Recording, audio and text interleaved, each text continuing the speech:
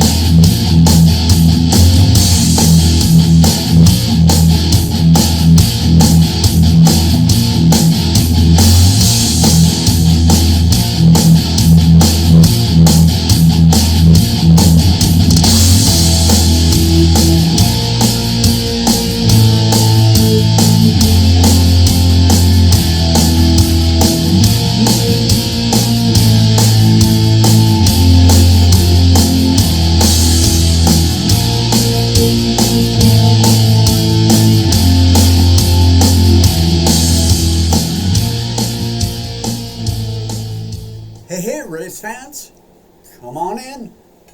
Speedway Anywhere time, where a checkered past is a good thing. Now, I know I've been very critical of NASCAR in my previous episodes due to the fact that the next-gen car was supposed to save money going forward. With all the issues that have come along from multiple concussions and fires and whatnot, I said this is just making it more expensive. Well, here's the part where I eat crow, okay? NASCAR has announced that they will pay for the retrofits, mainly the rear end design, some of the center cockpit, and hopefully they do something about the tire, but it's not, whatever.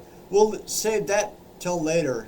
But most of y'all know that Kurt Busch had to sit out his playoff spot, and now Alex Bowman won't finish the season, both because they were sidelined by head injuries due to a major flaw in the rear end of the next-gen car.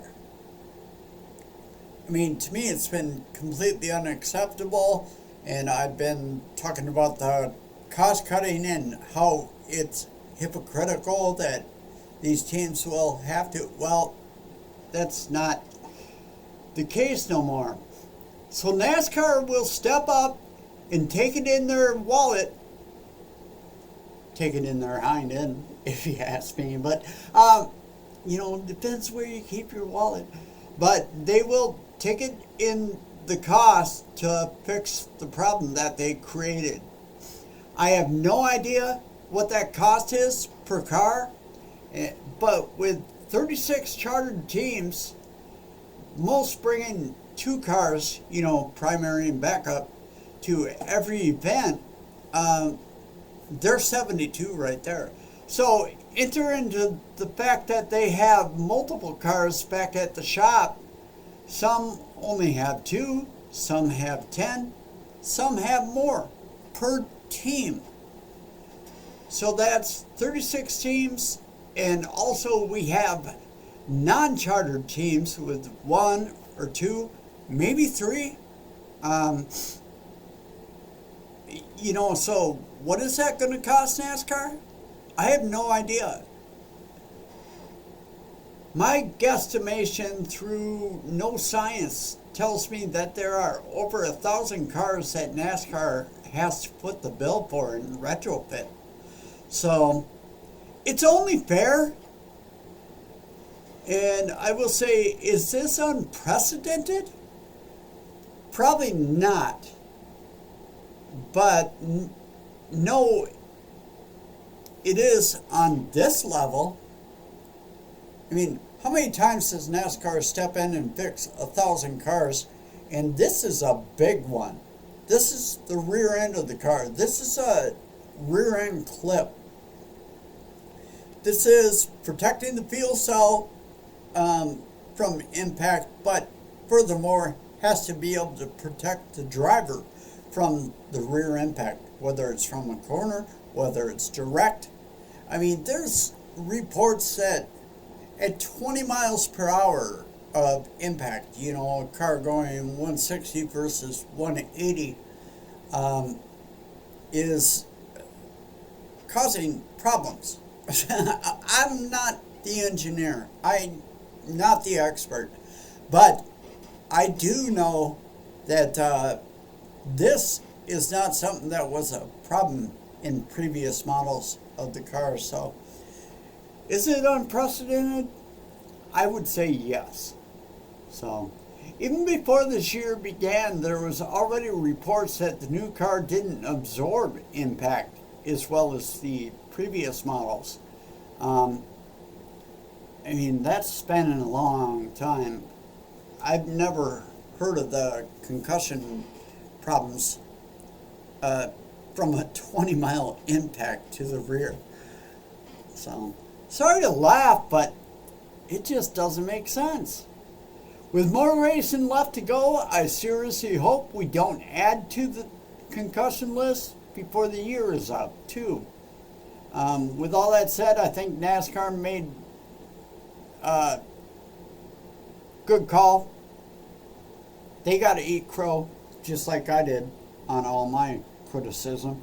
But they need to take a chill pill on their current penalty policy, by the way. I know I just kind of jumped subjects here, but their design for the new single lug nut rim has caused a ton of penalties, exorbitant penalties, I might add. And some are due to a flaw in design, not the tire changers. The tire change, I mean, okay, so the tire changer gets kicked out for 4 races, crew chief gets kicked out for 4 races, and that's not a points penalty, but still, I mean, that's like removing a quarterback, all right? Send them to the next one up. And there's been a few teams that have suffered double penalties, but that, I'm going to leave it there as far as the tire design. The fire thing, Kevin Harvick,